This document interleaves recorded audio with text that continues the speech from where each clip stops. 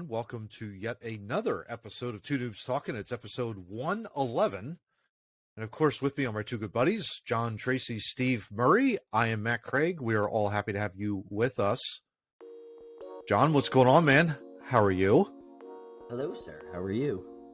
I am well, thank you. And Steve, how are you, sir? Everything well? Everything is well, but I'd like to take this opportunity to go on my over 40 rant for the day. Nice. Vehicle headlights. What the hell? Is it just me? Or have they gotten brighter over the last Oh, they've definitely 10 gotten years? brighter. Oh, yeah. Hell yeah. Oh, they're got definitely brighter. Yep. Yeah. But it's also you. every vehicle that comes at me at night, I feel like their high beams are on. Yep. Me Oh, being the 100%. knucklehead I am, I then stare down the car to see if their high beams are on, further blinding myself. And then I realize they're not on. Yeah. And it makes me wonder what the hell these vehicle manufacturers are thinking by, making blinding regular headlamps for their vehicles. One can only wonder. Yeah, one can only wonder what that might be. That might be the extra plutonium that they may have in their batteries. Who knows? Just saying. Yes. I mean, if Doc created, a car with plutonium that could go 88 miles an hour and travel back in time with all kinds of neon lights, what the hell, right? I mean, but I've gone plutonium only 88 fuels miles the an hour. time You circuit. can't go backwards. that's true. What do you mean you can't go backwards, Johnny? You can certainly go backwards. Not going That's what Doc 88 did. miles an hour. There is no way in the car going 88 that you can go backwards. I have a hard time believing you have the necessary 1.21 gigawatts to make the time circuit flow. I definitely That's do why not. you're not going back. Right, well, We'll see. It's really funny. Oh my gosh. now, there's a rhythmic undersea ritual happening this Saturday night. I wonder if you'll be attending that. That's right. That's right. It's one of the best all-time understated comedic lines in movie history right there. Yep. Look at that. There's a rhythmic undersea. Yeah. Dance coming up. Oh What? my gosh. That was so Why are funny. things so heavy in the future? Is there something wrong with the Earth's gravitational pull? Credential Paul. Oh my gosh. Too funny. All right, guys. But I digress. Well, I was just going to also say, too, I don't know if we have a fun fact at all. I certainly don't. Oh, have we a fun fact. John? absolutely do. thank Sorry, God. Oh, there you about that go. in pre-production. Yes. Oh, that's all right. I just randomly Bringing picking, it on us. picking Love facts it. up here. So Hell yeah. a shot of espresso has less caffeine than a cup of coffee. Really? I did not know that. Because isn't that's that's the I strongest. always thought you were juicing that up. the- Yeah. Yeah, that's like the strongest blend of coffee you could possibly make, I think, if I remember right. But that shot does not have the same amount of coffee or caffeine than a cup of coffee. So Than why a not just regular have 2 cup of cups of coffee? Why do you need a shot of espresso? I don't understand. Well, It doesn't taste you need that energy boost at the moment. Actually, the espresso is a very good, solid cup of coffee. I mean, it's just a nice little boom, nice little jolt. But then the downside of that is it's the steep decline. You're coming off the ledge. It's like, whoa, okay. Then it's like it hits you like a ton of bricks. That's the only downside to that, I think. Your On the fun espresso fact side. fails to impress me today. Okay. Yeah, I don't think. Do you drink coffee? No, I don't. Okay. There you go. Really? No. I drink Well, coffee this is every true. day. I've never. I do too. I'm shocked at that, Steve. I thought for sure there would be like maybe 1 or 2 cups of coffee, but every time I've gone to your house, I've never seen coffee anywhere. No. It's shocking. Do you It's own gross. a coffee maker? Do you own a coffee maker? We do own a coffee maker for the Okay. But I mean, since my parents are converted Mormons at this point, they don't drink coffee. So it's almost There like you it doesn't really have much of a point. Wow. Unless my iHeartRadio brother is in town, there's no reason for me to drink coffee. Does the wife drink coffee at all, or no? Not really. No. Not. Wow, I mean, I'm shocked. maybe once in a while. She goes to Starbucks and gets those stupid. Everything at Oh, Starbucks God. is stupid, but Yeah. the cold stuff. Yeah, the thingamajig. Yeah, the thingamajig. Oh, the cold sons of brews, and bitches. yeah. Yeah. Yeah, and Yeah. I'm sure. I'm sure they are loaded up with caffeine just as much as a cup of coffee is. But Oh, Yeah. I'm sure. And sugar. Yeah. Yeah. Although there's nothing wrong with a good grande peppermint mocha. That's my go-to when I go to Starbucks. Just FYI. But anyway, why don't we move on? I'll hit you. Yeah, exactly. I'll hit you with yeah. that. Dennis Leary, what the hell ever happened to coffee-flavored coffee? Exactly. Right. Exactly. All right, guys. Well, let's dive into topic one. And I guess it's on everyone's mind. There's this election that took place. I hope not. I'm with you, Johnny. This is kind of a weird. I don't know what to call it. I want to say it's a mixed bag of like, great, we're just doing the same thing we did 2 years ago with 2020. I think the only difference is I think people are really sick and tired of the orange man that lives in Florida. Just saying. But I would be curious to know of your thoughts, John, since of the three of us, you stay up for election night. This is like your Super Bowl. You watch and you, oh my God, who wins it? You know, that kind of deal. So give me your overall thoughts. I mean, we don't have anything planned in terms of. Yeah. There you go. I find it funny if you're staying up to find the results when the results don't even come in election night anymore. No, it's like 6 weeks. Yeah. Just a real quick recap, in case nobody knows anything. Simply, with the election, nothing is settled between the House or the Senate. As of this recording, there's still 23. Right there's still 23 House seats in play. Republicans are leading that like 211 to 201 or something like that. It has to be 218 for the House to be controlled by one or the other. Probably will go to the Republicans. It looks like it's leaning that way. Senate, 2 seats are in play. It's 49-49. Georgia's running off December 6th, so we're not even going to know. 48. I think it was 49-49 as of the recording. It's 49-49. Arizona. Yeah. Arizona came in. Yeah. Okay. All right. Arizona came in, so we got Vegas, Nevada, Woo! more or less. There you go. Nevada and Georgia are the only 2 that aren't done, and the runoff for Georgia is December 6th. And I didn't know this until just recently. The reason it's running off is because Georgia state law says if nobody gets to 50%, you got to do it all over again. I really like that law. That's a really smart law. No, I don't. I'm telling you right now, no. But if you don't get a candidate, over 50%, that's what the law. You have to do it all over again. No, you're not just. It's just. I like that. It's a good law to have. The only reason I said no is because election one and done for me. I'm that kind of an ilk. No, I don't want to have to go through another set. Yeah, I completely agree. Ahead, but Johnny. I like that. I like that they have a law in place because there was no way they were going to have to count every single. And the United States is bad at that. Counting every single vote. Yeah. So when they got to a point where they're like, oh, there's 1,000 left, and if we divide that by 2 and nobody's getting over 49%, let's just try this again.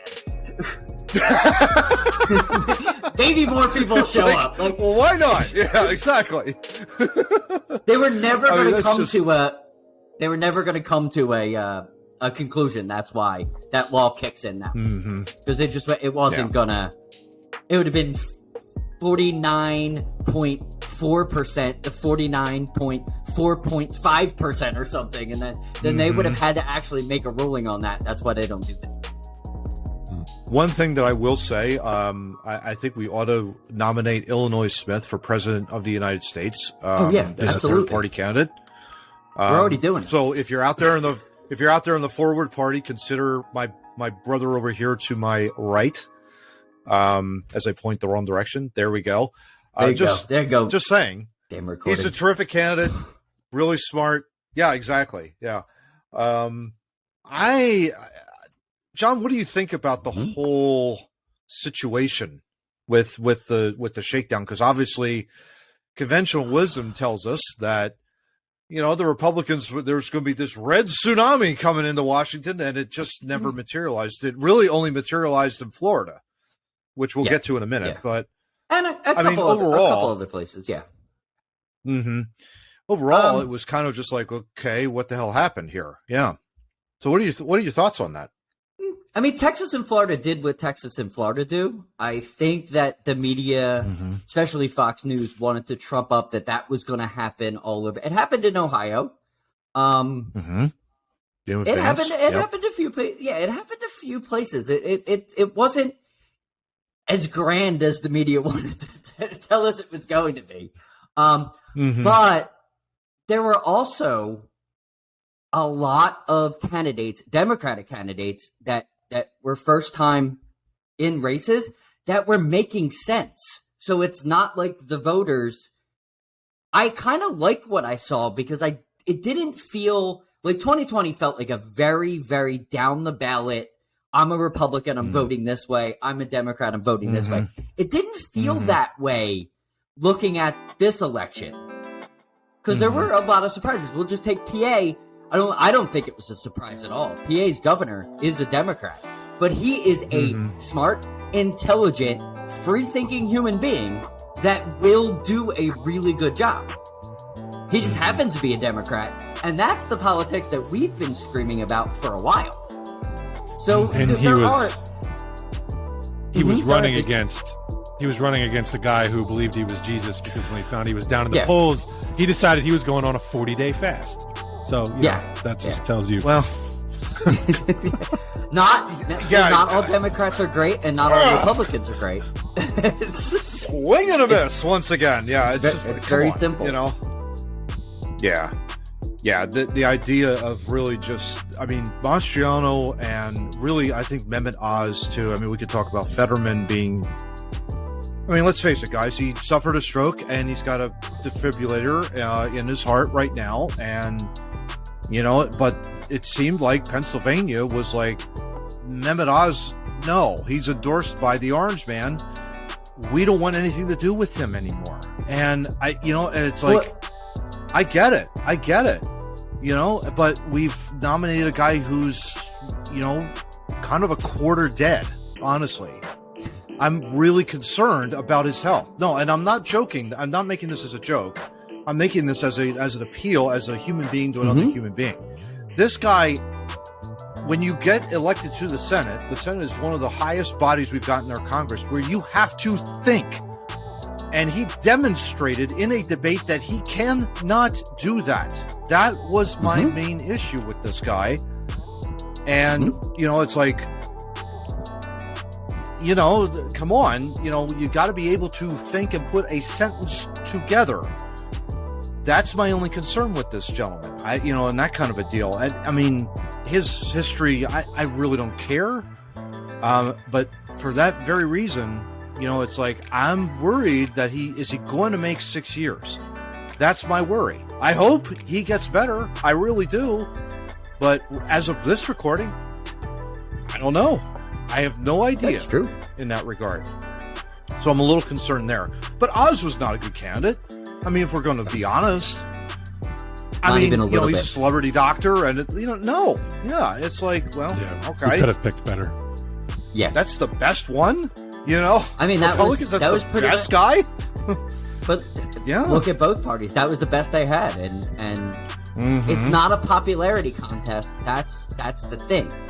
But you're not going to get Fetterman got elected because the guy he was running against is not a good person. Yeah. And it's clear. Yeah. It's very clear. So could you know what I mean? Like, a lot of people don't want old regime thinking, corrupt human beings. That everybody is on board with that. Whether you're a Democrat or you're a Republican, everybody's on board with that. And when you see one, you know one. That's why Fetterman got in. Is he the best? Absolutely, he's not the best candidate. He probably shouldn't be running, but he is he better? Is he the best of the alternative? Is the old way of thinking? Certainly did play out that way. That's up to debate. We'll see. Kind of what Texas was dealing with. You could deal with Abbott, who is okay about that. He's okay, but they don't want the other guy The other guy was not welcome here. At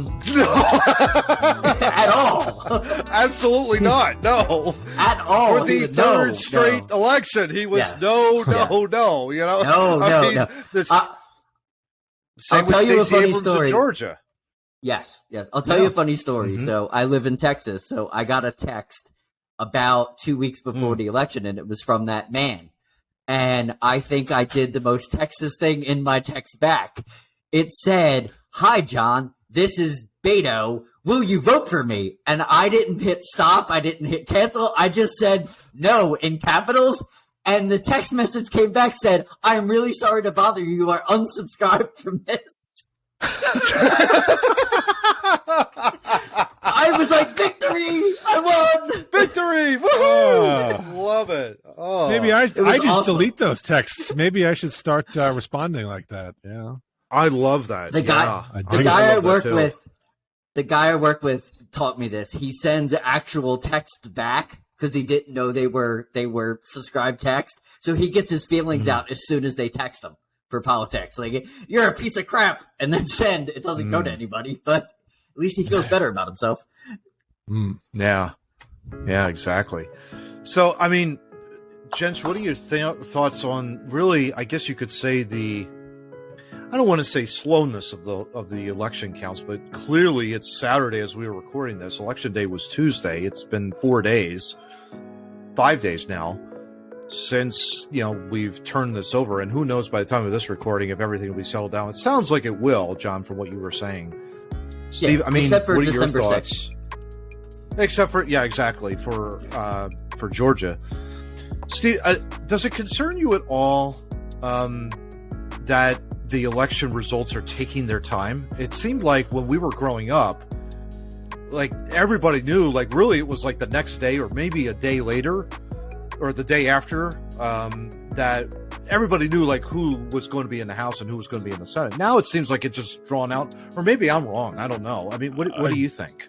I get that. I can understand your feeling that I do feel like it was decided more quickly back years ago, but I have absolutely no problem with them taking the time to make sure it's right. There's no real, people don't get into office until January. There's no real reason to rush to get it counted November, whatever, what was the November 8th? There was no reason to have it done that night. Take your time, get it right. Make sure, the evidence is there, that it is what it is, and that every vote is counted properly.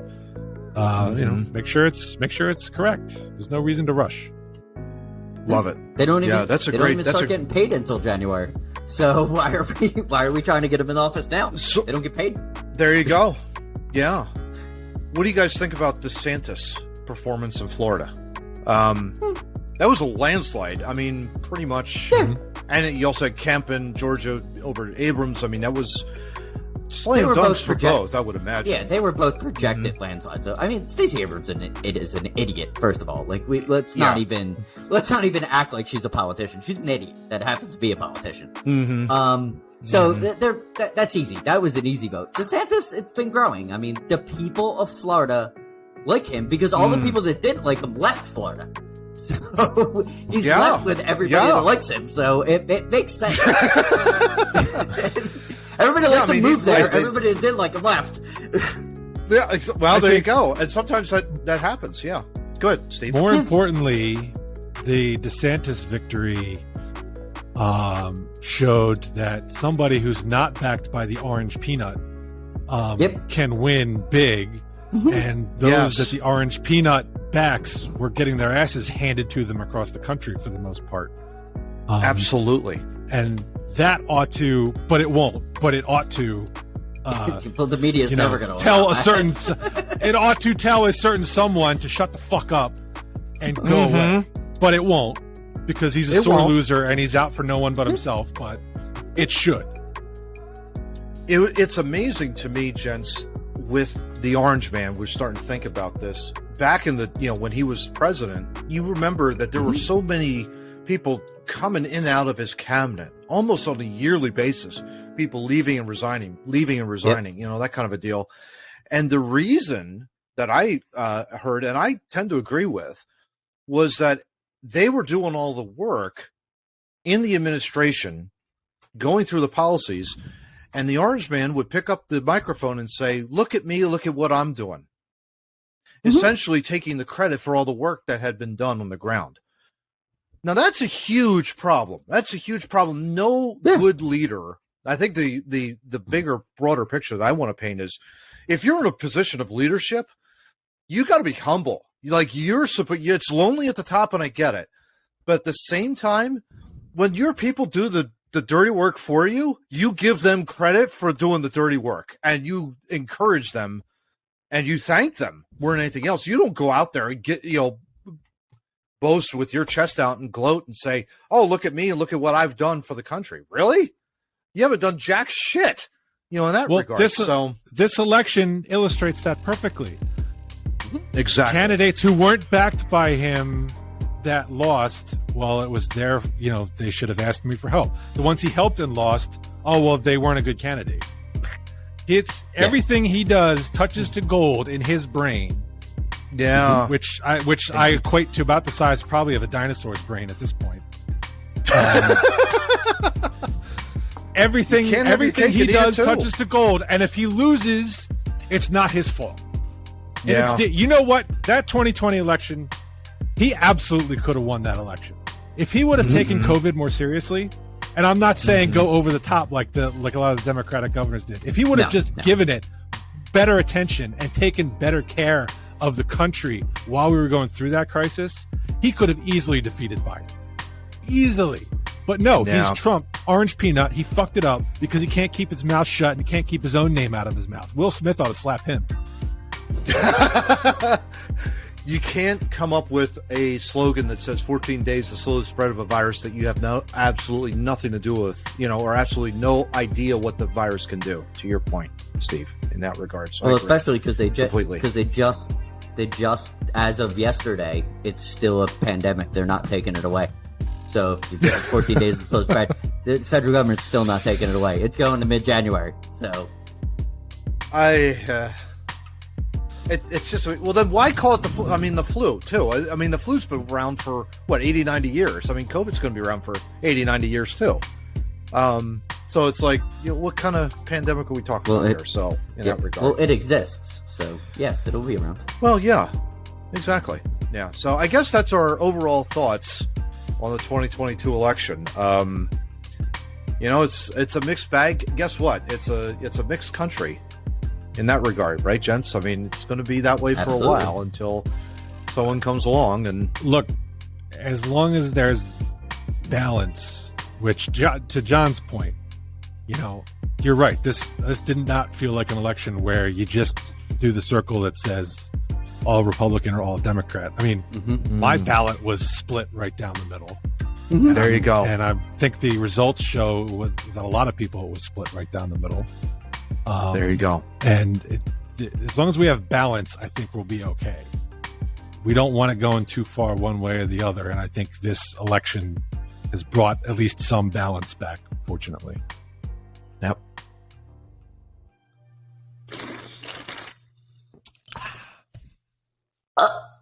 Dude, did you enjoy that drink there? Really? Seriously? Yeah. And John finished my thought for me, although that was kind of a baby burp. It was a bad one. We got to work on that. That was terrible. Yeah, I can't do it. Can't do it on command. Yeah, it's hard. What you need? You need root beer. Root beer is good for that stuff. Heck yeah. Exactly. I find it the best of the sodas for gaseous fumes. Yes, absolutely. Hey, speaking of gaseous fumes, about it. I'm all over the place. Let's move on to topic 2. And let's talk about electronic waste. Not exactly gaseous fumes, but a big concern in this world, obviously. It's estimated, phones gentlemen, farting? Is that what we're talking about? Yes. Well, yeah, not quite, but 5 billion phones to be thrown away in 2022, gentlemen. And we have an article here from BBC.com. This year, 5.3 million. Let me start that over. This year, 5.3 billion mobile phones will be thrown away. The International Waste Electrical and Electronic Equipment Forum says, or WEE. How about that? I don't know. That sounds actually like it should be iWeef. That's true. That's much funnier, and I love that. That's terrific. I love this. There is a significant concern here, though, gents. iWeef director, I love that. Director General Pascal Leary said this, gents, quote, "People tend not to realize that all these seemingly insignificant items have a lot of value and together at a global level represent massive volumes." I mean, this is amazing. The iWeef says its research shows the mountain of electrical and electronic waste from everything from washing machines, toasters, tablet computers, global positioning system devices, cell phones. It'll grow to 74 million tons a year by 2030. So if you could stop to think about that, that's huge. Earlier this year, the Royal Society of Chemistry, which I'm surprised that Steve is not a part of. Whoa. That I sounds hate expensive. chemistry. Oh, you're physics. That's right. You were a physics major. I'm physics, sorry. dude. Don't lump me in with the chemists, man. Holy crap. Well, anyway, this At Royal least on Society air. of Chemistry. Yeah, exactly. This Royal Society of Chemistry launched a campaign promoting the mining of e-waste to promote new products. Of course, highlighting global conflict, the war in Ukraine, blah blah blah blah blah. And then this is the kicker here in this sentence, gentlemen. Just over 17% of the world's e-waste is properly recycled. 17%. The UN, the United Nations International Telecommunications Union, that sounds made up, has set a target to raise that by. It really does. They're setting a target to raise that up to. Unit setting 2. a target to raise that up by 30%. Yeah. So they're trying to go from 17 to 30. Yay, UN. That's a huge jump, though. I guess, but I mean, it's the Well, UN. look, I mean, that's son. a lofty goal. That's a lofty goal right there. I can explain for you. I can explain for you why Yeah. it's 17%. I have Please. no freaking clue where to recycle this stuff. Yes, Okay, I me do either. have. So here's my current phone. I still have my last 2 phones sitting in drawers out somewhere in my house because. Yeah. Well, I mean, yeah, it's valuable. I paid a lot of money for it. I don't Yep. want to throw it away, but Yes. I don't know what to do with it. Our township, to my knowledge, has like 1 day a year where you can drop off. I think they call it electronics. But Yep. you get lines out the wazoo because everybody's there to drop off their stuff. So I don't know what to do with all my electronic stuff. I'd be happy to recycle it if there was a much more convenient way to get rid of it, and if it was made known to me where I could do it. Well said. Well said. I mean, I've seen that too with air conditioners. They'll do that outside of a Home Depot here in the King of Prussia area. They'll have like a like parking lot, and you can just go in there and drop off your AC. But it's only a couple times a year, at the end of the year and at the beginning of the spring. So it's kind of like, okay, well, pick your poison. You got this like 20-pound air conditioner you're just sitting with, and it's like you're not gonna chuck that into the into the trash. It's just not gonna work. Well, in look, that at least you knew Home Depot does this. Exactly. I didn't know that. Yeah. Not that. I mean, we have Yeah. central air, so I don't have to worry about throwing out a clunky Oh, I do too. window unit. But at least you knew about it. Mm-hmm. Yeah. Yeah, exactly. But it's interesting here. And John, actually, to your question, though, Steve, with a great article here from Consumer Reports, how to recycle old electronics. And there are 3 smart, responsible tactics cute. for getting rid of unwanted. Yeah, exactly. Wow, look at that. Laptops, phones, etc. So going through You want to know here, the sad one. thing? The Yeah. sad thing is, I subscribe to Consumer Reports, so I probably should have known about this. One is pretty obvious. You take it to a recycler, and there's a couple of things here but there's a few things. One, there are nonprofit organizations that help. There's one group that's called Call to Recycle, CALL2, the number 2 recycle, offers drop-off locations and for rechargeable batteries, cell phones across the U.S. There's a website, calltorecycle.org, if you ever want to check that out. You can search for it and things like that. The second option is to donate it. And they have different donation items. One is called Dell Reconnect.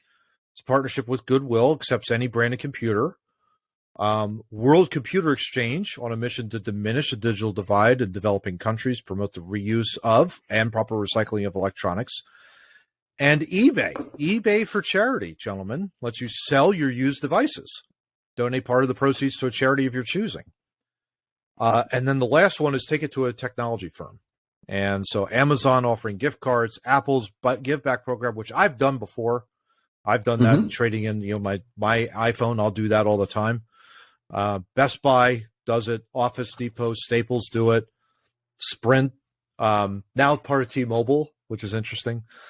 So there's a couple of different options. John, what do you think about all this? Love to get your thoughts on just the whole picture. What you were just saying, that's something that I've always done. Is I've always attempted to trade in my phone, or at least donate it to someone that would take it. There's a nonprofit in San Antonio that we use, that we donate clothes, electronic, anything that we not using, we donate to them because it goes to a million good causes in San Antonio. But a lot of people aren't informed about that.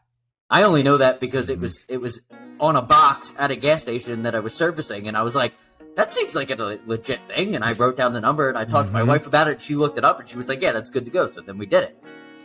But if it's not out there, nobody's going to do it. Remember back when we were kids, before recycling? Remember how long it took recycling to become a thing with your bottles and the things on the... They need that program, but they need it for electronics, and they needed to start that 12 years ago. So we're kind of behind the 8 ball. Just do that again. I don't understand why it's so complicated. Just do that again. Just with something else. Yeah. Politicians. And I need to get on this right away. Marketing. They need to hire a marketing person. Sometimes that's all it takes, really, is just getting the word out. And, if it's something where you've got...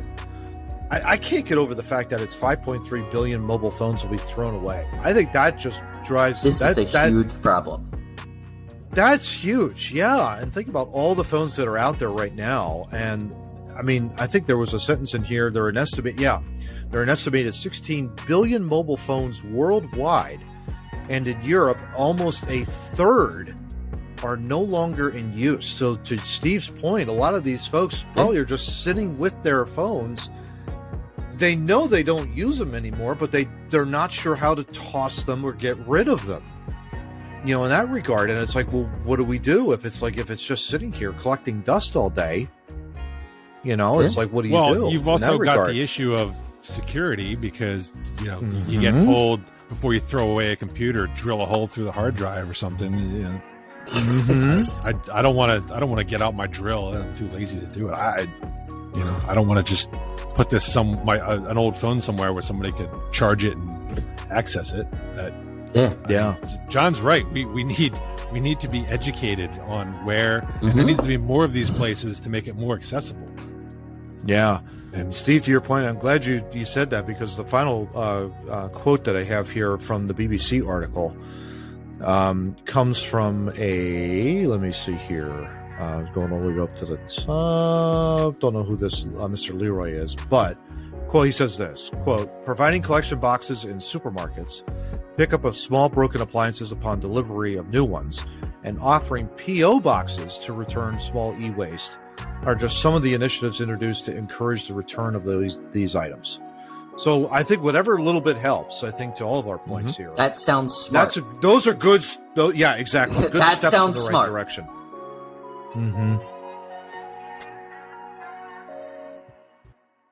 Oh, breaking news here. Vito Corleone has just murdered Don Chicho. I'm watching Godfather 2, not the news. Sorry. Oh, nice. On that, would have ran for 3. at least 24 hours on CNN as news. Who knows? It just might. You never know. All right, gents. Well, here we go with topic number 3 from the weird file, as we are always known to do here on Two Noobs. Hey, I just want to point out Johnny sent this one. I want to point out this was not me. Okay, because I always do get blamed for the weird stuff. This was John. This is all on him. 100% John. Absolutely. Lab-grown blood, gentlemen, given to people in world first clinical trial. Dun, dun, dun. Blood that has been growing in a laboratory has been put into people in a world first clinical trial, UK researchers say. Tiny amounts, equivalent to a couple of spoonfuls, just a spoonful of blood will make the medicine go down, are being tested to see how it performs inside the body. The bulk of blood transfusions will always rely on people regularly, of course, rolling up their sleeves to donate. But the ultimate goal is to manufacture vital but ultra-rare blood groups that are hard to get a hold of. Matt, can I stop you here? Of course, yes. Go. Does that headline sound anything like Resident Evil? Seriously. Oh, 100%. Yeah. Raccoon City. That's like the opening text to that movie. Like, yeah. Where's the Umbrella Corporation? What the hell's happening? You know, I'm just saying. Wait. That's creepy as hell. Wait. Yeah. What's that? What's that?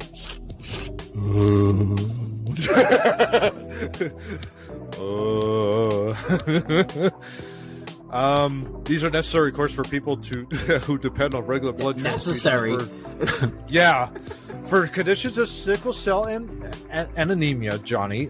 If the blood is not a precise match, then the body starts to reject it. Treatment fails, of course. This level of tissue matching is what Matt said, goes beyond the well-known A, B, and O blood groups. So, I mean, it's very, very interesting. And it goes on to say, well, how is this blood grown? And so it combines all these different teams in London. Umbrella Corporation. Focuses on the red blood cells that carry oxygen from the lungs to the rest of the body. They start with a normal donation of a pint of blood. Magnetic beads are then used to fish out flexible stem cells that are capable of becoming a red blood cell. Wow. These stem cells are then encouraged to grow in large numbers in the labs and are then guided to become red blood cells. The process takes 3 weeks. Initial pool of about around 500,000 stem cells results in 50 billion, that's 50 with a B, billion red blood cells, gentlemen. They're then but how much is 50 billion red cells? It's like a teaspoon? Yeah, I would think so, yeah. They filter down to get about 50 billion red blood cells that are right at the stage. Yeah, exactly. We want, in the most creepy quote, we want to make as much blood as possible in the future. Creepy. So the vision in my head is a room full of machines producing it continually from a normal blood donation. Oh. John's having nightmares right now. Never want to hear a scientist say from my head. I don't care about okay. No. Steve, you're a scientist and you can do scientific experiments. I don't want your theory to be pushed upon the whole world. Like, I just want you to do the experiment and tell me. This dude is like, in my head, I'm gonna fix it all. That never works out. Oh my gosh. The blood is the life. Goodness. It's the life. It's alive. It's alive. This is red not blood good. cells. Gents, red blood cells normally last for around 120 days before they need to be replaced. Typical blood donation contains a mix of young and old red blood cells, whereas the lab-grown blood is all freshly made. Just for your enjoyment. And yes, exactly. Right out of the oven. Right out of the oven. Yeah, exactly. Right out of the laboratory. Made so that it should last the full 120 days. Researchers suspect this could allow both smaller and less frequent donations in the future. There are considerable financial and technological challenges, though. Average blood donation costs for the National Health Service in the UK, gentlemen, is around 130 pounds, British pounds. Growing blood will cost vastly more. although the team will not say how much. Of course they won't, because that's funding. So it's very interesting. Of course, another challenge is the harvested stem cells eventually exhaust themselves, which limits the amount of blood that can be grown. It will take more research to produce the volumes that will be needed clinically. Fascinating science, but also very, very creepy. Well, in all seriousness, I mean, it's good that we have the technology to help people who's with extremely rare blood types. Heck yeah! But the process just doesn't sound pleasant or fun. I guess it's the same thing with eating meals. You don't want to know where it comes from. You just want to see it on the plate. Yeah. Exactly. Yeah. Yeah.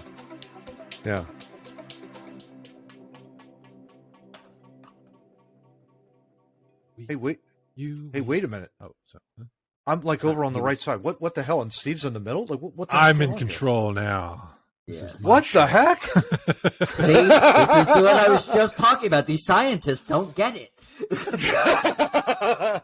Take everything over. Before I toss it over to Steve, I'll introduce the fourth topic, and this is really cool because Steve does have, and it's a great thought experiment. With Two Noobs here, we're going to create what exactly, Steve? Go for it. What do we got? So we did the tournament, back the last few months about greatest Philly athlete from '83 to present, which was basically our conscious lives in Philly sports. And so I wanted to do something a little bit different, which is to put together rosters for each of the four teams, using players from '83 to present. Same rules, they got to be in town at least 3 years and have significant, statistical impact, popularity, all that stuff. But to actually fill out a roster and see what a quote perfect team might look like. And the one rule I announced that you guys really got excited about was the names we're picking from. You get them as their best, year or prime as a Philly.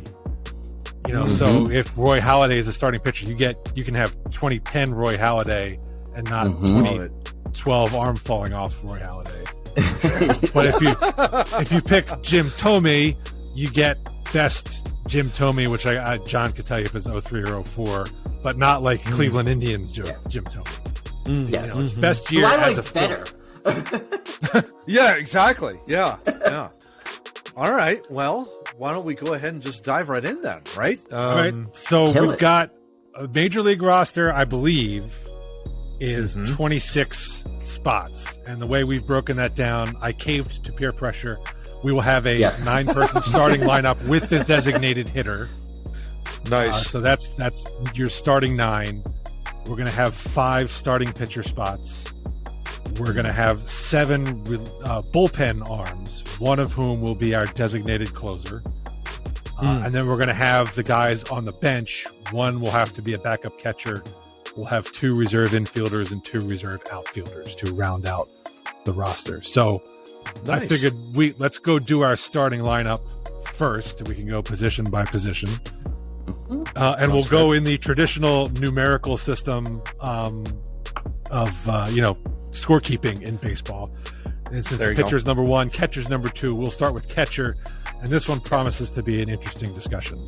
That's for sure. I just want to show you guys, if you could see that. I did number them next to the position just because nice. We're all baseball heads around here.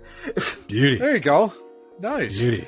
All right. So we have 5 catchers. So we've got Darren Dalton, Carlos Ruiz, Mike Lieberthal, JT Realmuto, and Chris Coast. And these are not, by the way, in any particular order. This was just the order as I was thinking of names, writing them down. Right. So there's nothing to do with anything with that roster order of name. So I think there are really, when I look at that list, and it's a terrific list of catchers. All 5 are great. Coast We've been blessed with good catchers these last 40 years. Yes. We really have. We really have. I mean, Dutch was our high school years. Carlos was our early formative coming out of college, going to work out in the workforce, world champion, and then JT has just been the best catcher in baseball, like hands down, the best catcher in baseball. So it's, I'm really torn of these three. I don't know necessarily about Lieberthal. Lieberthal was great. It was a great bridge between Dalton and Ruiz. Coast was, I think, the backup, if I remember correctly. On He the was, team. but John had some stats. Coast had some good numbers as a backup. Yeah, decent. 282 hitter as a backup, as a Philly. I mean, that's amazing. I'd take that in a heartbeat for a backup catcher. Absolutely. Hell yeah. I was saying to Steven in pre-production, if Garrett Stubbs could give me 282 with like 7 home runs, I'm running around being like, not only do I have the best catcher in baseball, I have the best backup catcher in baseball. Yeah. You have the BBCIB. Yeah, exactly. Right. You have the best backup catcher in baseball. Yeah, exactly. All right, That's named by Ivy. Yeah, exactly. So what are our thoughts? What are our overall thoughts, gents? If we had to pick one, this is going to be the hard decision. Really, right out of the gates. I mean, my immediate thought would be JT, because I think he is the best pure athlete out of all 5 of them. He is good. He is a I national probably league agree champion, with that of course. sentiment. Yeah, he is good. What are you thinking? What are you thinking, Johnny? Steve? No, go to John. That's fine. Yeah. All right. I'll take it. I would think Dalton because, he's not the best athlete, but he could mash the ball. Was a damn good catcher and was a team leader. Like he was the guy in the room. On a team with a bunch of like knuckleheads, he was the guy. He had control.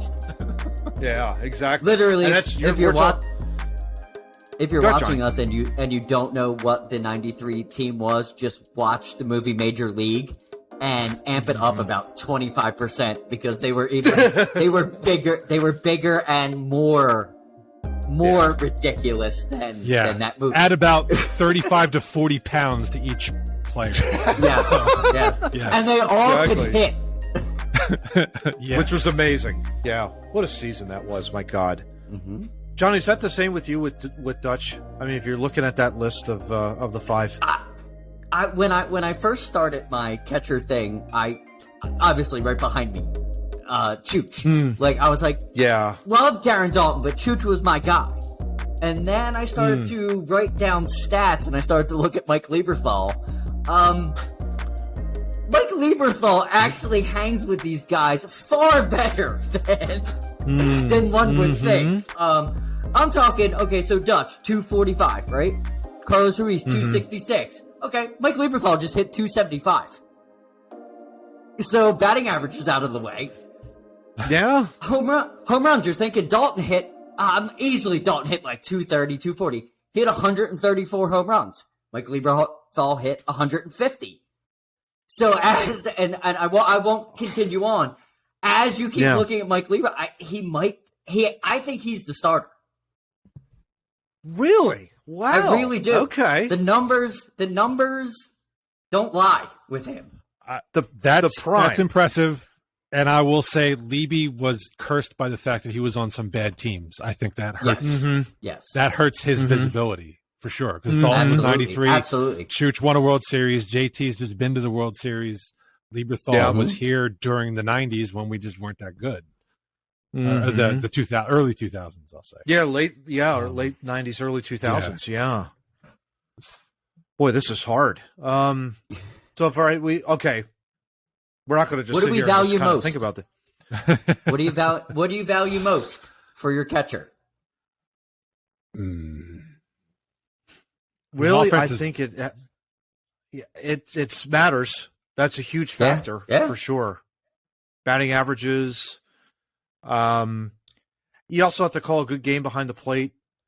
And I think for that reason, I would trust, and it's hard, I probably would trust Dalton a little bit more than Lieberthal. Lieberthal, yes, he was a great offensive catcher, but he had some bad teams. He had some really, really bad teams. I'm not pinning it all on him, but I think Dutch was probably the best defensive catcher, and that could also hit for power and like I said, a team leader. You could follow behind Dalton. You really could. If you're on that team or any team with Dutch as your catcher, you're loving it because you know you've got a rock solid guy behind the plate. Rock solid guy. In that regard. So I would probably lean Dalton, even though I love JT and I love Carlos, both of them. But I would probably lean Dutch by the hair's the thinnest of margins, basically. And I'll put my vote down for Dutch because pitching staff handling again. He didn't exactly. I mean, Chooch had the benefit of catching Cole Hamels and Roy Halladay and Cliff Lee. Dalton didn't have that kind of pitching staff to call for, so I would give the edge to Dalton as well. So I guess that's 2 to whoever John votes for, unless he votes for Dalton. I'm absolutely okay with putting Dalton in. I have no issues putting Dalton in there at all. All right, he's our starting catcher. I just kind of want to. I want to be the guy that brings the points to it. So. No, hey, I'm all for it. You made great. I mean, Lieberthal's stats are very good. I mean, very impressive. Yeah, which I didn't realize he did that well. Yeah. Me neither. All right, moving on to first base. First base. There we go. We got some names here. Big time names. You got Ryan Howard, Rhys Hoskins, John Kruk, and Rico Bronya, and Jim Thome. And Jim Thome. Yeah, that's right. Throwing him in there. Yeah. All right. I think for me, big piece. Guy won us a world championship out of all of them. And I love Kruk.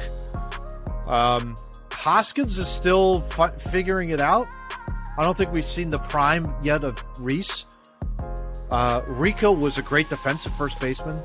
And I love Jim Thome too. But I think the prime, when I think prime, first remember, baseman, it's prime. Yeah. Prime year. I mean, John, those stats were big career. We're talking prime. His stats are gaudy even for his career. Wow. Like, really, bro? Mm-hmm. Like, over 1,400 hits. Okay. And you were hurt. And you were, not there at certain times. You struck out a ton. But still, 1,400 hits for his career? Wow. Yeah. 58 homers. 58 homers. Yeah. Ryan Howard's my first baseman. Yes. Yeah. Absolutely. Hands down. Absolutely. Yeah. And especially because he wasn't a bad fielder that year. Yeah, exactly. I remember that conversation, but a lot of people were concerned about his glove. And I'm like, he hits 58 home runs. I think you're going to be just fine. Funny story. His glove was better when he was younger. His glove got worse as he got older. He wasn't as good. He got slower as he got older. I mean, it was. Yeah. All right, I think that one's unanimous. It's Ryan. Yeah, that's easy. That's Ryan Howard. All right, second base probably just as easy. Yep. Second base probably just as easy, but let's go through it anyway. So you got the list of Chase Utley, Mickey Morandini, Juan Samuel, and Gene Segura. Pretty good size second baseman, but I think it's Chase. I mean, if we're going to be honest, right? I mean, pretty straightforward. Yeah. I have no problem with my only thing on this list is I listed Mickey Morandini down and I listed Juan Samuel down. I think I take Juan Samuel over Mickey just because of his numbers and the fact that he played I think with the Phillies he played 136 games or something in the outfield. So if he needed someone to, but in no way, shape, or form any of these three ever creeped into where Chase Utley was. So it was Chase's stats are here. These three guys. It was more behind them. I was more talking about than Chase is definitely. So sure. Chase Utley gets in our starting second baseman unanimously, despite John being a hater. That's good. Right. I'm just messing with you, John. All right. I know. So second base is actually number 4. Third base is number 5. So we're going to go to third base. Okay. Shortstop. Okay. Yep. Third base, I think, is going to be unanimous again, but we do have some interesting names there. Yes. Yeah, for sure. So absolutely. we got Mike Schmidt, of course, Scotty Rowland, Dave Hollins, and Charlie Hayes. And Charlie Hayes, I think, it surprised us all in pre-production. Look at his stats. He played from 93 to 96, so it was like kind of tail end. I think he was on the on the NL Champs roster, if I remember right. I don't but remember. I know he was. I don't remember. He might have been around there. I'm not, or might have been before then. Might have been before. It was before. I think it was before. He probably It was played before, up to like that's 92. I think he was like 88 to 92 or something like that. Yeah, something like that. But he had some tremendous stats actually offensively for us. But who we kidding? Like, come on. Yeah. Phillies, third base, really? Come on. I have even though Gold Glover. go ahead. I have one stat that for people that are listening to this right now and be like, oh, well, Schmidt played from like 79 to 89. Like he wasn't a part of, you know, like the 83 he wasn't good after 83. Right. 83. For 5 years, he hit over 30 home runs. After 83, one of them he hit 40. Wow. So that debunks that whole thing. He was about a 260 hitter his whole career, but yeah, he hit for more power after 83 than he did prior to 83, and he hit 548 home runs for his career as a Philly. Amazing. Just amazing. Yeah, I think we're taking Schmidt here. Yeah, pretty much. Yeah. All right, so No shortstop, disrespect to right, any of is those next. guys. Yeah, shortstop is next. Yeah, exactly. Number 6. So you got This Jimmy one Rollins. short list. I'm just gonna Yeah. step away. 'Cause John abstains. Count it. Yeah, exactly. You If got you Jimmy don't Rollins, know- Kevin Stocker, yeah, Jimmy, We had Kevin Stocker, and Dickie Thon, We had a which Dickie we had Thon to just really 'cause we scrape a needed, claw. Yeah. we needed a Yeah. third choice just because. yeah. It's Yeah. Rollins. That's duh. Yeah, duh. You know, in that regard. If So, we needed yeah, a B I mean, team, both Kevin Stocker and Dickie Thon were serviceable to play shortstop.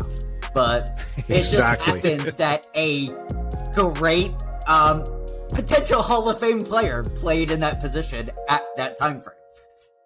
yeah, best And we're shortstop talking- ever in the history. And of remember, we're Phillies. talking prime Philly. Yes. So you're getting like 07 Jimmy Rollins with the Yeah. 20 Yep. triples or whatever it was. Or Yep. whatever that yeah, National 08 League or 07. MVP. Yep. Yep. Hell yeah. No doubt. Oh, so our first baseman won an MVP, and our starting shortstop won an MVP. An MVP. Second baseman should have won an MVP. Our third Should have. baseman, Absolutely. Schmitty won one, didn't he? Yeah. He Was it did. in the time frame though? Did he win an Well, it MVP? doesn't think it matter because was. he's a Hall of Famer, so it just Well, sure. Yeah, that too. Yeah, that trumps everything. right. Exactly. All right, number Yeah. 7, left field. We got another short list here. We've been Yes. low on left fielders, really. For Yes. this team We really in the last have. 40 years. But we have a good list, though. We've got We Pat do. the Bat Burrell, Raul Ibanez, and Greg Jeffries as our top 3. Gents. One of my favorite Phillies of all time, Raul Ibanez. Yeah. If Came he in would have and played here provided his some whole really good career, pop. he'd have been the fan favorite would have been- forever. But that's the thing, though, Johnny. There was already a left fielder in Pat the Bat, and he was also a fan favorite as well, and a big time absolutely. fan favorite. So I mean, my vote's Pat. Gents, what do you think? Steve, what do you think about that? Go to John first. Oh, Okay. Johnny. Okay. Yeah. What do you think? In pulling stats up, Raul and Greg played about the same amount of games, a little under 500. For Greg the Jeffries Phillies. Greg Jeffries was a Alright. 287 hitter when he was here. Raul Ibanez hit 264. Home runs, of course, Raul Ibanez, he hit 70, which was impressive because that was like 4 seasons. 70 home runs is pretty good. Jeffries hit not more, no, 37, close to 40. So they're pretty comparable throughout the rest of the list. But Pat Burrell, geez, man. If you take home Yeah. runs and doubles, that's over 500 of his hits. Of his, over 1,000 hits that he had. He had more than 1,000 hits. Wow. Um, Wow. 827 RBIs. People were mad at him a lot, but he did produce as a Philly. And one thing that not a lot of people, my dad told me this during the 08 time. the one thing, it wasn't the home runs, it wasn't the hits, it wasn't the timely anything. He loved Pat Burrell's approach at the plate. He thought he had a really good eye, and that's the one thing that always stands out with Pat Burrell. He didn't swing at a lot of stupid shit, and that's what I liked about him. He did take a lot of called strike threes. Yes. That Steve hated. But he had 785 walks in his Phillies career. Wow. So, yeah, he did. That matters if you're getting on base. Yeah. I mean, that matters. A big deal. Absolutely. Puts pressure on that starting pitcher or any sort of reliever. Absolutely. Yeah, with a runner on base. So there you go. Yeah. So I think for that. Remembering you get prime Steve? Philly, Greg Jeffries was an all-star, but Absolutely. prime Pat Burrell, I think you have to take prime Pat Burrell there. Yeah, I agree. Yeah, I think I would agree with that. Yeah. Yep. All right, number 8, center field. We're a little low on these too. Yes. A little low, outfield. but we have some. We do, but we have some really good, I think, looking at this list, really good defensive center field, which is what you need out there. True. Oh, absolutely. True. Shane Victorino, Lenny Dykstra, Doug Glanville, and Ben Revere. So, Steve, what are your thoughts on center field? I Put me think, in, Coach. I think we've got to go Victorino there. I think he did the most, and he was good leadoff material, even though Rollins let off. Really had good speed. The first time I ever saw him, he turned what should have been a double into a triple just because how fast he was. And he was really good defensively in the outfield. I like Doug Glanville, like as a person, as a human being. He was awesome. Oh, yeah. Oh, my gosh, yeah. And you guys pointed out to me that Ben Revere actually batted 300, even though it was like all singles. 303. 303. 303 with 3 home runs. I was just going to say, that slugging percentage has to be pretty down, I would think. That kind of thing. Yeah. I mean, Lenny was probably the most offensively gifted of all of them. But he's also in the playoffs. Yeah. Shane actually rivals him. He has more hits than Lenny did. He had Shane just short of 1,000 hits as a Philly. Shane out-hit him. Shane hit more doubles, more home runs. Not the same average. They finished. Lenny was 289 and Victorino was 279. So the average. Let me ask you this. He got him in there, but no other real categories other than walks where Lenny. Let me ask you this because those are career stats. Who do you think had the better prime season, Victorino or Dykstra? Oh, that 93 season. Yes. That 93 season was. But if we get to choose, but he was probably juicing, so yeah, exactly. Yeah, and he's a douchebag. Shane, it is right. Back. We're all and Shane, I love right? Shane Victorino. So yeah. On a personal note, I met Shane Victorino. I don't talk very highly about many athletes that I met, but I got to spend 30 minutes with Shane Victorino during an event. He is not only the nicest human being, of an athlete that I've ever met, but God, man, dude is jacked. At 5'5", that dude was built like a brick shithouse. He was huge.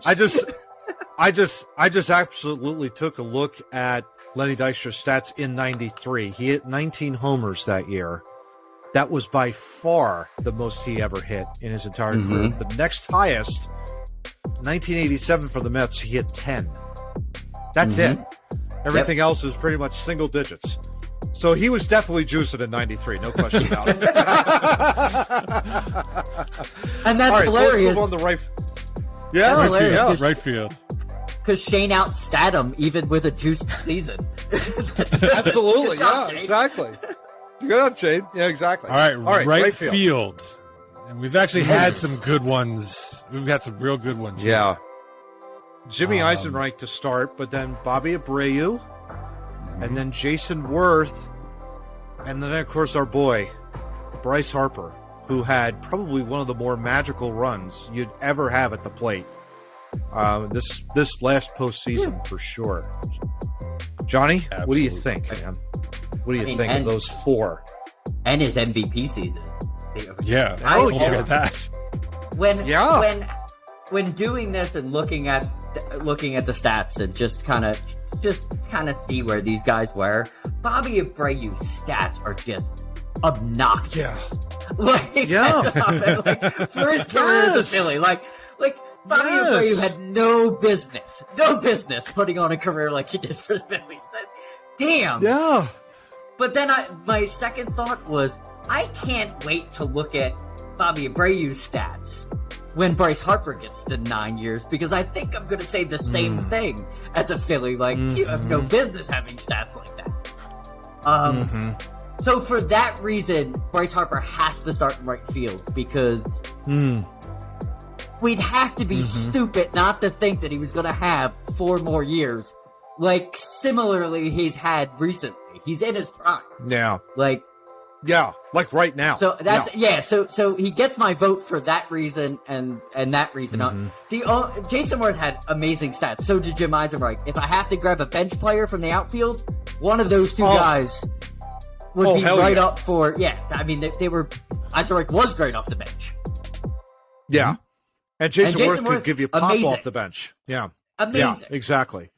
Yep. But it's Bryce. If you're taking prime season, Bryce was an MVP. Yeah, of the National League. None of these other guys were that.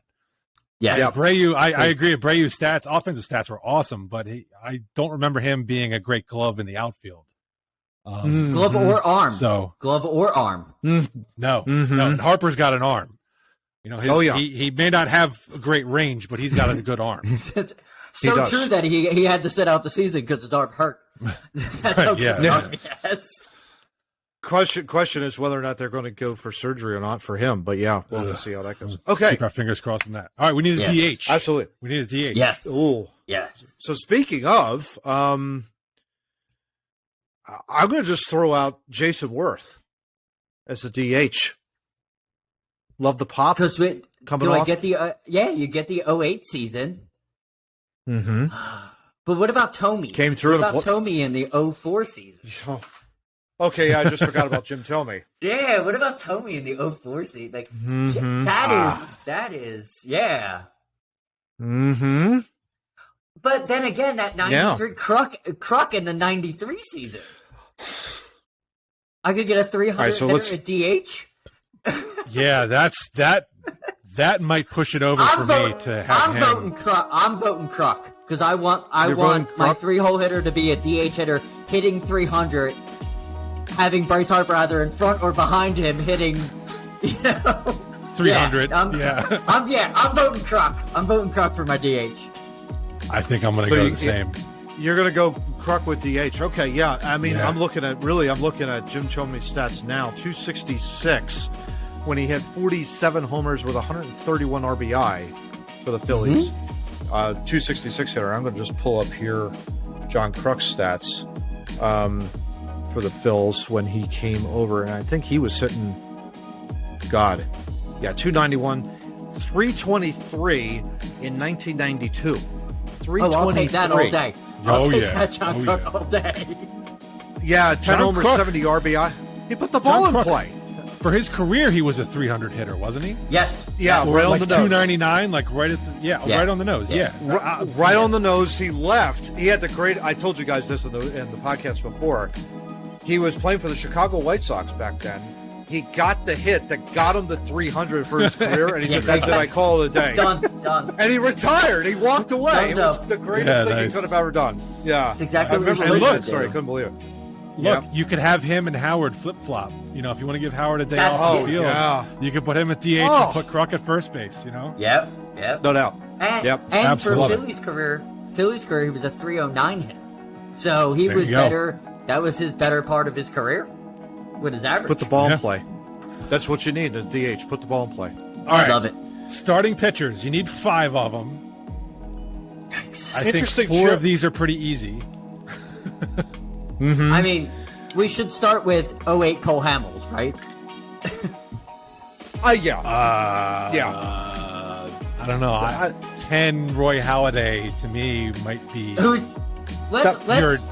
opening Well, let's day go through guy. the list. Yes, Okay, let's yeah, go get the through list 5 out, here. and then we'll put them in rotation. So right. here are the starters that we came up with. There are 8 of them. I'm going to throw a 9th one in there, by the way, because I think.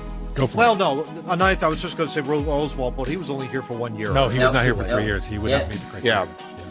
So we got Schilling, Cole, Hamels, Halladay, of course, Aaron Nola, Brett Myers, Terry Mulholland, Cliff Lee, and Randy Wolf. Wait a minute. We've had what's his face now for 3 years, haven't we? Zach Wheeler? Zach Wheeler. Yeah, I think we have. yeah. He came in 20, right? Yeah, he should be on the Yep. list then. All right, he's number 9. Yep. We'll throw him in there. Zach Wheeler's on the Wheeler's list. in there. Nice. He's 3 years now. So when I first started this okay. list, the season was still going, so I hadn't counted him as 3. Mm-hmm. But now he's been here for 3, so yeah. All right, He he's does on. qualify, yeah. That makes it Ladies harder. All right. Ladies and gentlemen, that's how anal sure- retentive we are. We wait to do this till after the season so we can get people in.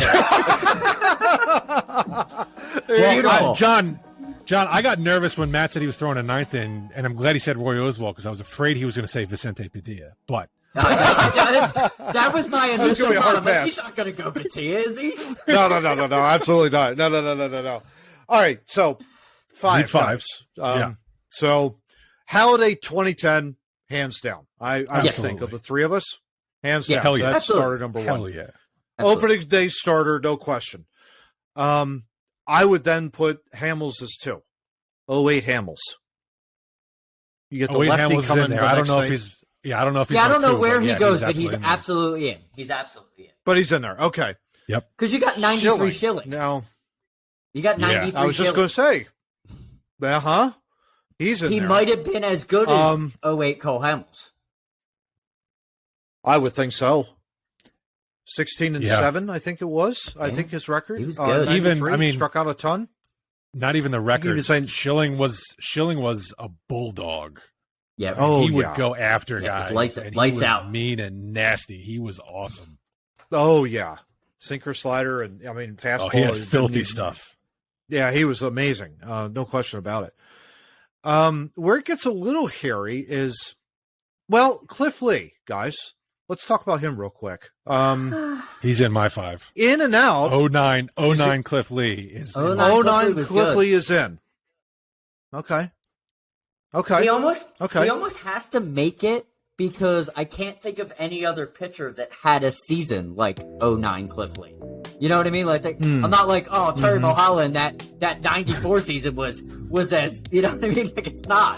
It wasn't. Plus, he had that No. that catch in the Yankee Yeah. series, in the World Series. Yeah. You know, like Yeah. I got it. I Yeah. have no problem putting Cliff Lee in there. Okay. we only so that's- won his 2 starts in the World Series. You know. Yeah. You know. Yeah, exactly. You Yeah. know. All right, so that's 4. Yeah. So you got Schilling, Hamels, Halladay, and Lee. So now you need a 5th starter. So of the starters, you've got Nola, Myers, Mulholland, Wolf, and Wheeler. Mm-hmm. So I don't know if Aaron Nola to me, I think would have to be out because I don't think I can remember a prime Aaron Nola season. I see a lot of 2018. strikeouts. He was Okay. a Cy Young That's runner-up 1 year. that year. Yep. There you That go. was the season. Okay. But Wheeler That's was under a Cy Young consideration. runner-up last season. Yep. Mm-hmm. And I feel that Wheeler's season last year was better than Nola's 18 season. So I would pick Wheeler over Nola if we have to.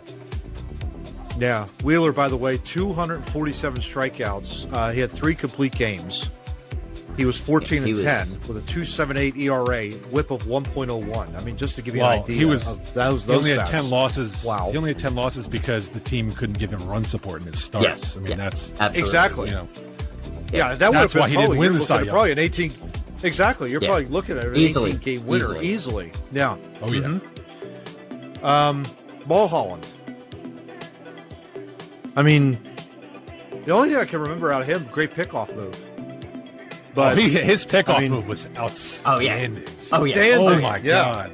Oh yeah. Yeah. Oh, he would just he would hold the ball up here, and he would be like digging in the mound dirt, and then all of a sudden he'd flip it over to first base, and dude's like, "What the hell?" Yeah, it was unbelievable. Yeah, I'll have to find that video of him. But I mean, looking at his stats, gents, his ERA's in the mid threes, I would say. He had a 12 no-hitter. complete games in 92, and he had a no-hitter. Yeah, he did. Yep. Mm-hmm.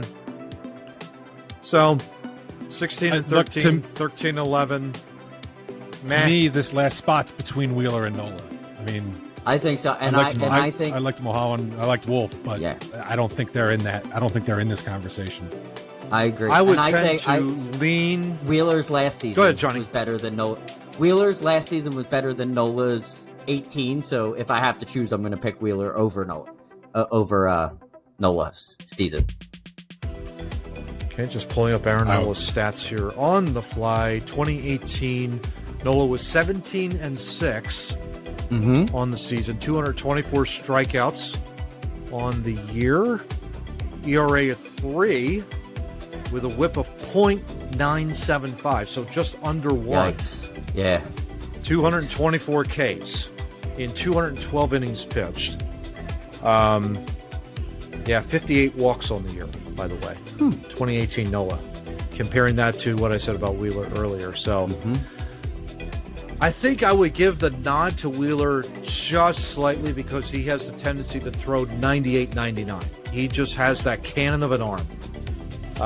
And if you're putting a mix together, you've got a Bulldog and Schilling. You've got a great pitcher in Hamels who can paint it and put it anywhere he wants to. Yeah. That changeup of his was deadly. Halladay with his sinker was unreal. Lee coming in, you got another lefty who was like, okay, I'll make this catch at a World Series game. You know, I was like, oh, yeah, I've got it. No worries. You round it out with Wheeler, who could throw 98, 99 out of the gas. I mean, you don't know what to face, really. As a, you know, that's a pretty good staff, Johnny. I don't know. What do you think? I think so.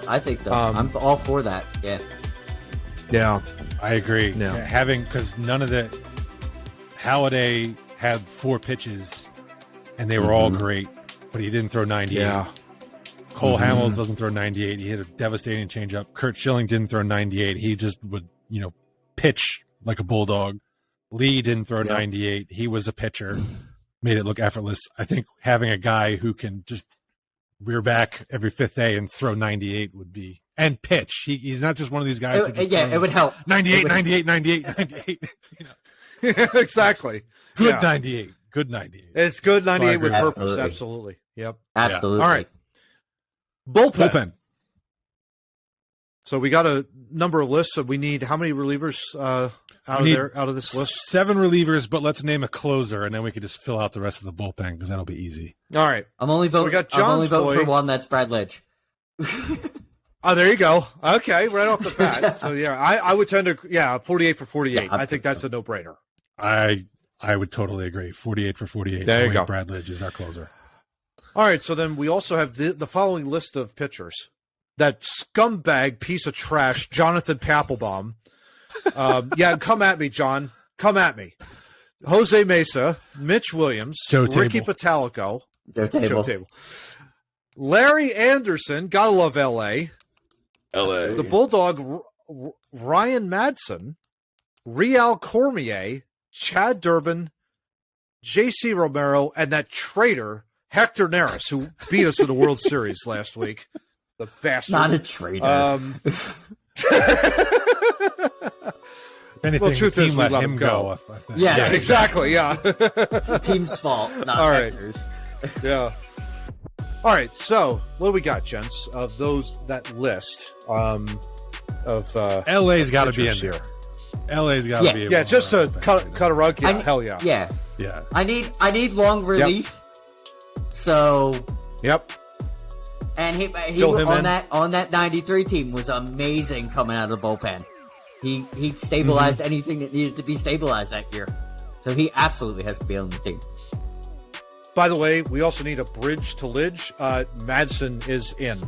Madsen's in. Yeah. Agree. Yes. And he's got to be in. Since you need a bridge to Lidge, you need JC JC in there because I'm not finishing any game without those three together.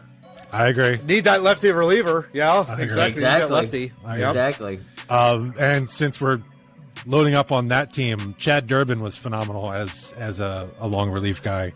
Absolutely. Completely underrated. Yep. Yeah. Oh yeah. Absolutely. Durbin has to make the team. Has to make the team.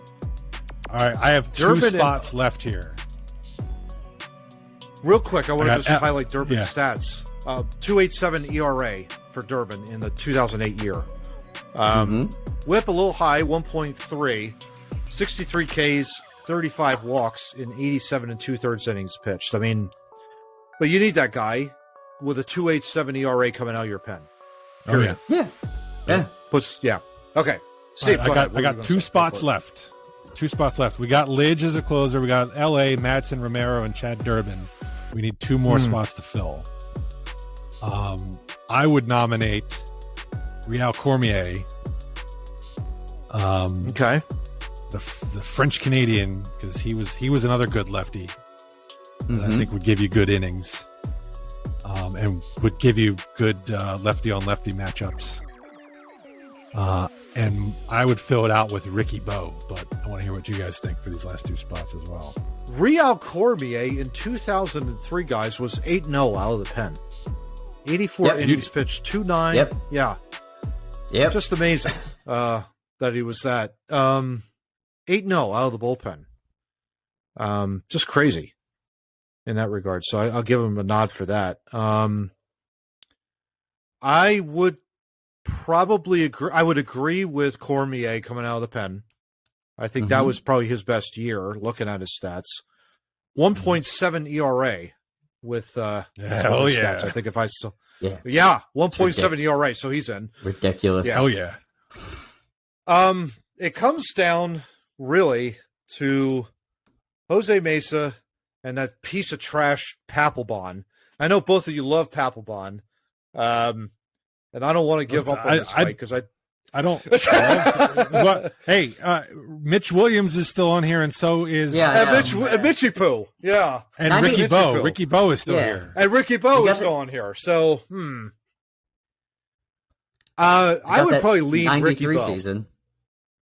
Yeah, I would go Ricky Bowe too. He was an all-star. Yeah, he was. 92, right? Yeah. 92. 96. 96. I believe 96 or 97. It was 96 because it was the year the All-Star game was in Philly. Yes. Correct. I want that guy. He was our lone All-Star. Yeah. 3.19 ERA, by the way, gents, with 74 Ks coming out of the pen. I want that guy. So, there you go. All right. Bullpen got him, Johnny. All right, here we go. Fill out the bench. All right, backup catcher. Dalton is off the board. So you got Ruiz, Leby, JT, and Chris Coast for backup duty. What are we thinking, guys? I'm voting for Lieberthal because of the offensive stats. And he's coming off the bench. Good pinch hitter. And he could go right in the game. He's not like the slouch behind the plate. You know, he could go right in the game. Yeah, right. So, if needed.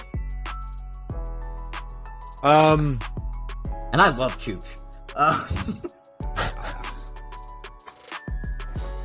I'm leaning Chooch, to be honest. A shout out to my mom who loves Chooch, by the way. So I'll lean Carlos Ruiz on that. It's so close. It really is. I don't think you can go wrong with any one of these catchers. I'm gonna go with John and Leby for pinch hitting purposes. There you go. Because backup catcher can come in to pinch hit, and Ruiz's best offensive seasons I don't think touch Levy's best offensive seasons. No. Yeah, well, Ruiz's best offensive was when he was popped for Adderall. So there you go. I mean, I forgot about it. Thanks for bringing that up, Matt. I forgot about it. Yeah, I mean, that's what happened. Unfortunately, it's sad. All right, we got two infield spots to fill here. Okay. Jeez. So Krup's already on the team, so that's it's the DH. Scott Rowland. I want to put Scott Rowland in there. Absolutely agree. I absolutely agree. No problem with that. That's a no-brainer. And I would probably put Gene in there. I'd probably put Gene Segura in there. I'd go Mickey I'm looking or at the Juan rest. Samuel. Mickey played three games, or no, Mickey played 4 games at shortstop, so we'd have someone to at least relieve Jimmy Rollins for 3 or 4, or Jimmy Rollins for 4 games at shortstop. Yeah, But Gene also could play. Yeah, Gene also could play. Yeah. So yeah, There you go. Matt, before you got on, John and I were actually talking like if everything went the way we thought, Jimmy would be the shortstop. But the infielders I was picking from, like none of them could play shortstop as like a utility guy. They're like Jimmy Rollins is not going to get a game off. So but I guess any of Mickey, Juan, or Gene would be able to do that. yes, Exactly. Makes sense to me. I'll side with Matt this time. I'll go with Gene. yeah, I'll go There you Gene. He's one of my favorite Phillies of all time. So, Yeah. and you can pick any of his Okay. seasons he was here. Yeah. Yeah. All right. So now we got to round it out. 2 outfielders. Wow. Jason Worth. So I would think Jason Worth and Raul Ibanez. But that leaves out Jim Eisen. It's either him or Bobby. Eisenreich's good off the bench, but I mean, he also didn't have much pop. I don't think. Yeah, but wasn't he another one who was like a 300 guy? He only hit Jim Eisenberg only hit 260 with us, but he was good. Oh, nuts. Yeah. He didn't really have. He might have had. Well, that that's one career, season. Matt. Yeah. Check out his best year. What was his best year? Probably 93 looking was at his it, best year. 93, he batted 318. Batted 318. How about all right? 7 homers and 54 RBI. So again, he's putting the ball in play. OPS of 808. All right, what was Raul Ibanez's best year with us? Okay, just gonna pull that up real quick. Because I agree, Worth is one of the 2 spots. Yes, absolutely. Ibanez was an All-Star in 2009, by the way. Yeah. 272 batting average for Not him. bad. 34 homers, 93 RBI on a stacked team, by the way. What in about Bobby 2009. Abreu's All-Star year? Oh yeah. What was Bobby Abreu's All-Star year? Oh. That Abreu's one like was good. stats are just I know. The year So he hit a ridiculous. billion home runs in yes. the home run contest. Yes. They're just yeah. rude. I mean, And No then couldn't hit business. another one the rest of the year. Yep. No business. which ones do you want to have? I mean, it's like he's hovering around 300 batting average, 30 homers, 105 RBIs in 2000. Oh, he's Oh, he's yeah. no, he's Him and gotta be Worth. it. Him and Worth. Abreu and Worth. Yeah. We're done. Sounds good to me. Sounds Sorry, good not to me. sorry. Love it. So that's a pretty good roster. All Oh, told. I this think team we'll- is stacked. I'm going to flash that up on screen with the Yes. whole bit. And yeah, I mean, top to bottom looks like a pretty healthy lineup. We'll have to see like who places what, but we'll leave that up to our viewers and our listeners. Who would you pick? And who would you like start? You're gonna have like Darren Dalton and Shane Victorino at the bottom of this lineup. Yeah. Yeah, Think about that. yeah, it's crazy. I just hope crazy. Kruk isn't a bad influence on all of them. Because I you guess know too he late for will that, be. I suppose, but he will be. No doubt about that. No doubt about that. All right, gents. Well, that wraps it up. That wraps up episode 111 of Two Noobs Talking. It's great to be able to talk with both of you, of course, about the news of the day and doing all this. I think this is a great start. Can't wait for the next week, of course, episode 112. But for now, it's our shameless plugs. Hey, before we get out of here with our shameless plugs, Yes, we have to yes, shout out and toast down the road to Gallagher, one of the greatest stand-up comics. I think, Steve, he's got to be your best ever stand-up comic you've ever, I mean, one of your all-time favorites, right? Ever? He's definitely one of the all-timers, absolutely. And you and I had the pleasure of seeing him back 2001. In the Keswick Theater in Glenside, which Yeah. was fantastic. Beautiful. And What a show. I'm glad we brought the trash bag because some cottage cheese did reach us at our seats from the sledge. And we were six rows back. I think we were like right Yeah. there. Yeah, we and were literally, yeah, and it hit. I mean, it was amazing. But That then was a also fun show. And then on top of that, another sad thing was Kevin Conroy, voice of Batman in the animated series back in the early 90s. He passed away later this week, I think, just after, I think it was Friday or something like that. I think they were both the same day. Yeah, same day. Yeah, close. Or at least separated by a day. So it's like, it's sad. Two icons, two great acts and actors, and we'll miss them both for sure. But yeah, we have to shout them out for what they contributed in the acting world and in the comedic world for sure. So the world is a better place for having had them. Yeah, absolutely. Amen. What okay. Well, on that note, sorry for the sad note, but now it's on to our shameless plugs. So Johnny, and John's got to follow. Yeah, exactly. Yeah. So we're on Facebook, Instagram, Twitter, TikTok, Clever. We pick Steve's brain and Matt's brain, and we put little videos together, and then we put them on social media and hope to attract you to our world famous, but not really because we only have 32 subscribers, YouTube channel. But it's growing. Yeah, at Two Noobs Talking. It's at Two Noobs Talking. Hey, by the way, if you want to check us out, we have a website, Two Noobs Talking, 215512.podbean.com. I know that's a lot, but we're going to flash it up here on screen. If you want to check it out, you can see all of our episodes. Every single one of our Audible episodes are out there, and a little bit of bios about who we are as hosts. So there you go. And we're check that out. We're trying to see if we can change that to be a little shorter. Yes, if we can. We're going to try and make that out. Yeah, we're working on it. Hey, Steve, where can people listen to us? I have no idea. Oh, right. People That's a can piece of paper to your left. Notes over here. People can listen to us. Podbean is our central hub, and the spokes are what Podbean gets us out to. All kinds of weird places like Podchaser, Google Podcast, Apple Podcast, Samsung Podcast, Spotify, iHeartRadio, Glenn. What am I missing? Pandora, Amazon Music, iWeave, and Podchaser. Those are all good. And we're apparently being investigated by the UNN for recycling. So we'll get taken care of that. Exactly. Well, until then, gents, I hope you all have a great week, and we'll talk to you next week with episode 112. Have a great one. Talk to you next week. 2024.